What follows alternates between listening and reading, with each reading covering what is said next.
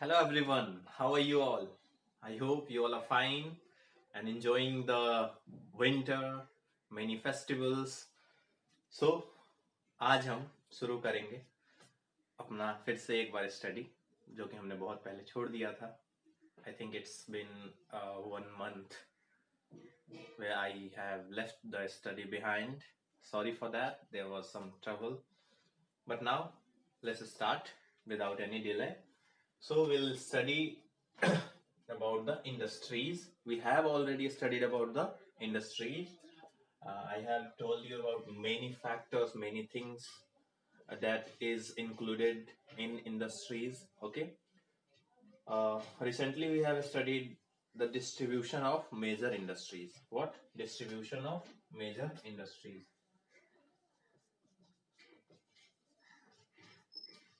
Distribution of major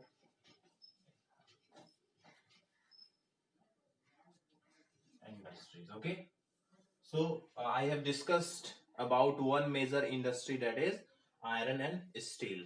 Okay, and I have given you the example of two countries. One India, that is Jamshedpur, its geographical location and the benefit that Jamshedpur got due to its geographical situation, and other is Pittsburgh. Pittsburgh in USA, north USA में situated है Pittsburgh, जो कि एक बहुत अच्छा और बहुत ही बड़ा हब है आयरन और स्टील इंडस्ट्री का. उसके बारे में हमने डिस्कस किया था. दूसरा मेजर इंडस्ट्री जो है हमारा, वो क्या है? That is cotton, cotton and textile industry. Textile industry. So textile, cotton and textile industry बहुत ही ट्रेडिशनल है. हजारों साल से ये इंडस्ट्रीज फ्लरिश कर रही हैं अक्रॉस द वर्ल्ड. इंडिया में इसका ट्रेडिशन काफी ग्लोरियस रहा है. हम जानते हैं, हमने हिस्ट्री में पढ़ा है कि जितने भी जो ईस्ट के लोग थे या फिर वेस्ट के लोग थे, they approach India just for its fine quality of cotton clothes. हम जानते हैं इसके बारे में. ओके, समझ रहे हो? तो ये कॉटन इंडस्ट्री के बारे में हमें पढ़ना है. तो आप लोगों ने बहुत पहले पढ़ लिया होगा क्लास 6-7 में कि कॉटन कैसे प्रोड्यूस किया जाता है and how it is you can say operated to change into the fresh fine clothes. Okay, India में हमें पढ़ना है कि सबसे पहला कॉटन इंडस्ट्री कहाँ लगा था. 1854 में. मैंने आपको हिस्ट्री में पढ़ा है बॉम्बे. ठीक है, बॉम्बे. बॉम्बे उस समय था, लेकिन आज ये मुंबई है. बॉम्बे इसलिए कहा जाता है, 1960 से पहले बॉम्बे जो था वो महाराष्ट्र और गुजरात का कॉम्बिनेशन था, लेकिन बाद में अलग हो गया. उसके बाद से एक महाराष्ट्र बन गया और एक गुजरात बन गया. तो बॉम्बे जो पोर्ट है यहाँ पे, you can say here is Mumbai. Okay, coastal area में है बॉम्बे सिचुएटेड. कोस्टल एरिया में सिचुएटेड होने की वजह से जो मौसम होता है वो कैसा होता है? कोस्टल एरिया का मौसम जो होता है वो कैसा होता है? ह्यूमिड होता है. Humid plus warm. ठीक है, यही क्लाइमेट चाहिए होगा किसके लिए? कॉटन इंडस्ट्री को फ्लरिश करने के लिए. तो यही फैक्टर था जिसके वजह से सबसे पहले भारत में कॉटन इंडस्ट्री जो फ्लरिश हुई वो कहाँ पे हुई? तो बॉम्बे में हुई. दूसरा रीजन ये भी था कि इसके आसपास का जो रीजन है वो डेक्कन रीजन है, जहाँ पे रॉ मटेरियल काफी आसानी से मिल जाता था. ओके, रॉ मटेरियल आज भी इवन मिलता है, बिकॉज कॉटन जो है उसकी खेती सबसे ज्यादा इधर ही की जाती है, इस बेल्ट में की जाती है. This belt is famous for cotton agriculture. Okay, तो यहाँ पे मिल जाता था. क्लाइमेट भी इस इंडस्ट्री के लिए फेवरेबल था, जिसके वजह से बॉम्बे में क्या हुआ? पहली बार कॉटन इंडस्ट्री डेवलप हुई. उससे पहले क्या होता था? उससे पहले लोग बेशक कॉटन की खेती करते थे और कॉटन से क्लोथ्स को प्रोड्यूस करते थे, जो कि काफी फाइन क्वालिटी की होती थी. हैंड से उसको बनाया जाता था, जिसको हम हैंडलूम बोलते हैं. ठीक है, और इसी हैंडलूम का पूरे दुनिया में डिमांड था. जो भारतीय हैंड वीवर्स बनाते थे, भारतीय जो इंडियन वीवर्स थे कॉटन को प्रोड्यूस करते थे, ठीक है। बाद में चल के इस इंडस्ट्री का जो एक्सपेंशन हुआ वो across the India and across the world you can say, but India के कॉन्टेक्स्ट में हम पढ़ेंगे तो बाद में 1860 के आसपास, क्या 1860 के आसपास अहमदाबाद और फिर सूरत, कोलकाता, केरला, मछलीपट्टनम, ठीक है, इन सब जगहों पे बांग्लादेश, बांग्लादेश और फिर कहाँ पे आप ऊपर चले जाओ तो कश्मीर में, हालांकि कॉटन नहीं होता है लेकिन यहाँ की जो क्लोथ्स है वो काफी फाइन हुआ करती थी, जिनको हम पश्मीना बोलते हैं, ठीक है। पश्मीना कहाँ का है? कश्मीर का है? नहीं, पश्मीना बांग्लादेश का होगा, कोलकाता का। लेट मी सी।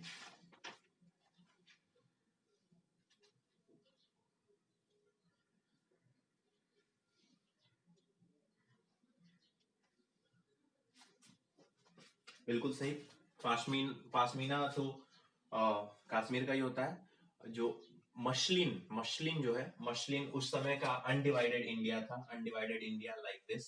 तो यहाँ पे बांग्लादेश में ढाका में होता था मशलिन, आज भी होता है लेकिन अब वो बांग्लादेश का हिस्सा है। फिर चिंद के बारे में मैंने आपको पढ़ाया था, चिंद क्लोथ, क्लोथ जो कि मछलीपट्टनम में होता था। कैलिको के बारे में मैंने आपको हिस्ट्री में बताया था, ठीक है। ये सब हमारा जो हिस्टोरिकल बैकग्राउंड है कॉटन एंड टेक्सटाइल इंडस्ट्री के फ्लरिश होने का, ठीक है। 1854 के बाद से ये फ्लरिश होता गया। फिर मैंने आपको बताया था वर्ल्ड वॉर स्टार्ट होता है, देन हमारे कपड़ों की भी मार्केट बन जाती है। लेकिन प्रॉब्लम क्या थी कॉटन एंड टेक्सटाइल इंडस्ट्री के साथ, भारतीय कॉटन एंड टेक्सटाइल इंडस्ट्री के साथ, कि ये हाथ से बनाए जाते थे, ठीक है। तो ये काफी टाइम टेकिंग था और जब ये बन के तैयार होता था तो इसका कॉस्ट काफी हेवी हो जाता था। तो ये सब लोगों के बस की बात नहीं थी कि वो उसे खरीद सकते थे, काफी एलीट क्लास के लोग उसे खरीदते थे, ठीक है। लेकिन अब इसके डिक्लिनेशन में हम नहीं जाएंगे, we are not studying history, we are studying just geography. तो अब हम मॉडर्न में चले जाते हैं। तो इंडिया में अभी कॉटन इंडस्ट्री, मॉडर्न सिचुएशन क्या है इंडिया का, तो ये पूरा रीजन कॉटन इंडस्ट्री के लिए, मींस टेक्सटाइल इंडस्ट्री, टेक्सटाइल मतलब कपड़े का कारखाना, कपड़ा इंडस्ट्री बोलते हैं इसको, ठीक है। इस समय टेक्सटाइल मिनिस्टर कौन है आपको बताना है, गॉट इट। तो ये टेक्सटाइल इंडस्ट्री जो है भारत में इस कदर से फ्लरिश हुई है, इस कदर से फ्लरिश हुई है कि ये इंडिया के जीडीपी को, इंडिया के इकोनॉमिक जीडीपी को 4% कंट्रीब्यूट करती है। 200 लाख करोड़ का हमारा जीडीपी है, 200 लाख करोड़ का 4% आप निकाल लो, इतने पैसे का वर्थ है कॉटन एंड टेक्सटाइल इंडस्ट्री का इंडिया में, इवन मोर, इवन मोर, ठीक है। तो ये बात है इंडिया में। और इंडिया में जो अहमदाबाद है, अहमदाबाद गुजरात में, वो मैनचेस्टर ऑफ इंडिया कहलाता है, मैनचेस्टर ऑफ इंडिया कहलाता है, just because of the huge production of cotton textile, okay, समझ रहे हो। अब क्या क्या बात है कि ये बहुत ज्यादा एम्प्लॉयमेंट प्रोवाइड करता है, एम्प्लॉयमेंट, एग्रीकल्चर के बाद से सबसे ज्यादा एम्प्लॉयमेंट प्रोवाइड करने वाला अगर कोई इंडस्ट्री है तो वो कौन है, कॉटन एंड टेक्सटाइल इंडस्ट्री, याद रखिएगा, ठीक है। एग्रीकल्चर के बाद से सबसे ज्यादा, और आपने देखा होगा किस तरीके से चेन में जुड़े हुए लोग रहते हैं इस इंडस्ट्री से, किसान से लेकर मर्चेंट तक जो कि लोगों को बेचता है, फाइनल गुड्स जो बेचता है, ठीक है। ये सब जुड़े हुए, तो इससे बहुत सारे लोग जुड़े हुए हैं। तो हम कह सकते हैं कि ये लगभग 35 मिलियन लोगों को एम्प्लॉयमेंट देता है, कौन, अकेले टेक्सटाइल इंडस्ट्री, ठीक है। और ये हमारे मैन्युफैक्चरिंग सेक्टर को, चूंकि ये क्या है, इंडस्ट्री है, इंडस्ट्री में क्या होता है, मैन्युफैक्चरिंग होती है। तो भारत में मैन्युफैक्चरिंग सेक्टर का 14% हिस्सा, 14% जो हिस्सा है वो ये कंट्रीब्यूट करता है, कौन, टेक्सटाइल इंडस्ट्री। अब इसके बारे में हम दो जगह के बारे में पढ़ेंगे। तो एक तो है हमारा अपना अहमदाबाद, जिसे कि हम क्या बोलते हैं, क्या बोलते हैं, Manchester of India. Manchester is just famous for its cotton production, it's means fine quality of textile production बहुत ह्यूज अमाउंट में, क्योंकि इंडस्ट्रियल रेवोल्यूशन सबसे पहले कहाँ हुआ, ब्रिटेन में हुआ। ब्रिटेन का ही जगह है क्या, मैनचेस्टर, ठीक है। तो वहां आज भी बहुत ज्यादा प्रोडक्शन होती है। इस वजह से मैनचेस्टर जो है वो फेमस है कॉटन एंड टेक्सटाइल इंडस्ट्री के लिए। कहाँ पे, पूरे दुनिया में, मतलब वो सिचुएटेड कहाँ पे है, ब्रिटेन में। तो उसी से हम अपने अहमदाबाद की तुलना करते हैं। गॉट इट, समझ रहे हो? ओके। ओसाका जापान में है, उसके बारे में आप लोग पढ़ लेना। Osaka is also a famous, it is situated in far east of the globe. ये ग्लोब के मतलब दुनिया के सबसे ईस्टर्न हिस्से में सिचुएटेड है, ठीक है।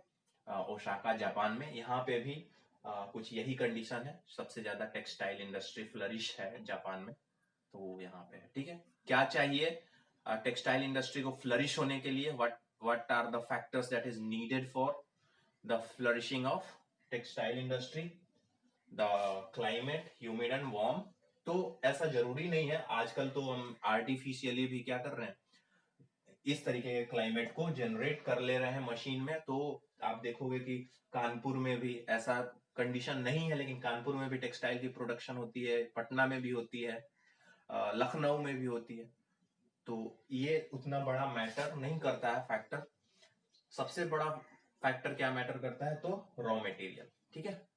रॉ मटेरियल क्यों फैक्टर करता है, देखो रॉ मटेरियल यहीं पे मींस कॉटन सबसे ज्यादा कहाँ होता है, डेक्कन में, महाराष्ट्र के आसपास है। तो इसके वजह से रॉ मटेरियल मिल जाएगा सूरत अहमदाबाद के वेवर्स को काफी सस्ते में। तो वो काफी सस्ते में कपड़ा बना लेते हैं, ठीक है। अब सस्ते में कपड़ा बनाएंगे तो बहुत ज्यादा अमाउंट में बनाएंगे, तो ये भेज देंगे पूरे भारत में, भारत से बचेगा तो पूरी दुनिया में, ठीक है। तो आपने सुना होगा कि जितने भी कपड़ा व्यापारी होते हैं जो छठ दीपावली में कपड़ा बेचते हैं दुकान से, वो कहाँ से मैक्सिमम कपड़ा लाते हैं, वो लाते हैं सूरत से। क्यों? ज्यादा प्रॉफिट कमाने के लिए, क्योंकि सूरत से कपड़ा जो मिलेगा वो सस्ता मिलेगा। और यहाँ आते आते हम लोग, जो यहाँ पे 100 रुपए का जीन्स होता है, वो पटना में आते आते, बिहार में आते आते 800 रुपए का हो जाता है, ठीक है। समझ रहे हो? तो ये फैक्टर्स आपको समझ लेना चाहिए। नेक्स्ट हमारा जो वो है मेजर इंडस्ट्री है, ये दोनों तो ओल्डर थे, they are the traditional cotton and textile और आयरन इंडस्ट्री। ये हमारे प्राचीन समय से आते चले आ रहे हैं, ठीक है। नेक्स्ट जो है एक तीसरा मेजर इंडस्ट्री, वो अभी इमर्जिंग है, जिसको हम आईटी इंडस्ट्री बोलते हैं। इसको हम क्या बोलते हैं, आईटी इंडस्ट्री। इसके बारे में हमें कुछ ज्यादा जरूरत नहीं है, इसे हम कहीं भी सेटअप कर सकते हैं। आईटी इंडस्ट्री को हम कहीं भी सेटअप कर सकते हैं। इसके लिए हमें क्या चाहिए, the most important thing is the educated labour. हमें इसके लिए स्किल्ड और एजुकेटेड लेबर्स चाहिए, जो कि सॉफ्टवेयर का जिनके पास नॉलेज हो, हार्डवेयर का नॉलेज हो, वही इन कामों को कर सकते हैं, ठीक है। तो जहां पे ये होगा, जहां पे ये फैक्टर होगा, लेबर्स मौजूद होंगे। वैसे रॉ मटेरियल तो हम चाइना से मंगाते हैं, देखते होंगे आप सारे, ये जो मोबाइल फोन हो गए, लैपटॉप्स हो गए, इसका जितना भी रॉ मटेरियल है वो कौन बनाता है, चाइना बनाता है। हम कुछ खास प्रोडक्शन नहीं करते हैं, अब शुरुआत की है हमने। फिर भी जो हमारी ब्रेन है, जो हमारा लेबर है, वो काफी आगे है आईटी सेक्टर में। इसी वजह से आप देखोगे कि दुनिया में सबसे ज्यादा पैसा, मीन्स सबसे ज्यादा जो सर्विस देता है कोई देश आईटी सेक्टर को, आईटी सेक्टर को। आईटी सेक्टर में क्या है, कंप्यूटर पे बैठो, घर से भी काम कर लो। अगर अमेरिका में कंपनी है, आप इंडिया से भी उसके लिए सर्विस दे सकते हो। बहुत लोग अमेरिकन बेस्ड कंपनी में काम करते हैं, यहीं पे बैठ के, अमेरिका जाने की जरूरत नहीं है, और लाखों रुपए सैलरी कमाते हैं, ठीक है। तो आईटी इंडस्ट्री हमारे यहाँ डेवलप हुई है just because of the brain. और हमने वैसा इंफ्रास्ट्रक्चर प्रोवाइड किया, हमने आईआईटीज में आईटी का बहुत मतलब, आईआईटी में जाते हो ना आप जब, या फिर किसी भी इंजीनियरिंग कॉलेज में जाते हो, तो आईटी एक डिपार्टमेंट होती है, वहां पे आप एज ए इंजीनियर बन के निकलते हो और अच्छी नॉलेज दी जाती है वहां पे। देन हम बहुत अच्छे अच्छे आईटी इंजीनियर्स को प्रोड्यूस करते हैं। आप देख लो सत्या नाडेला, क्या है सत्या नाडेला, इंडिया का गूगल का चीफ है, ठीक है। माइक्रोसॉफ्ट का जो चीफ है वो भी इंडियन है, हाँ। तो सुंदर पिचाई, ठीक है, सत्या नाडेला माइक्रोसॉफ्ट, सुंदर पिचाई गूगल। तो इतने बड़े बड़े दुनिया की सबसे बड़ी कंपनीज के आईटी हेड कौन है, तो हमारे इंडियंस हैं। इसका मतलब क्या है कि हमारा जो कंट्री है वो काफी आगे है। अब दो जगह की बात कर लेते हैं। आईटी सेक्टर में दो इंपॉर्टेंट जगह, एक तो इंडिया में कौन सा है, तो बेंगलोर जो है वो इंडिया में आईटी का हब है, ठीक है। और अभी हर जगह पे हो गया, नोएडा, गुड़गांव, ये सब भी आगे बढ़ रहे हैं, लेकिन बेंगलोर का एक अपना रुतबा है आईटी सेक्टर में। और अगर आप वर्ल्ड वाइड देखोगे तो silicon valley of USA, what, याद रखना, silicon valley of USA is the most flourished zone और sector in the IT industry. Okay, IT industry में सबसे डेवलप्ड है अगर कुछ कहीं पे, तो वो है कहाँ पे, सिलिकॉन वैली, अमेरिका। इसी वजह से बेंगलोर को भारत का सिलिकॉन वैली बोलते हैं। क्या बोलते हैं, बेंगलोर को भारत का सिलिकॉन वैली बोलते हैं। तो आप लोग एक बार इसे रीडिंग कर लेना और यहाँ से आपका चैप्टर ये खत्म हो जाएगा। आईटी को हम इंफॉर्मेशन टेक्नोलॉजी बोलते हैं एंड नथिंग एल्स। सो ये खत्म होता है। अगले चैप्टर मीन्स अगले क्लास में मैं इसका कोशिश करूंगा कि क्वेश्चन करा दूं, ठीक है। Thank you, have a nice day, bye bye.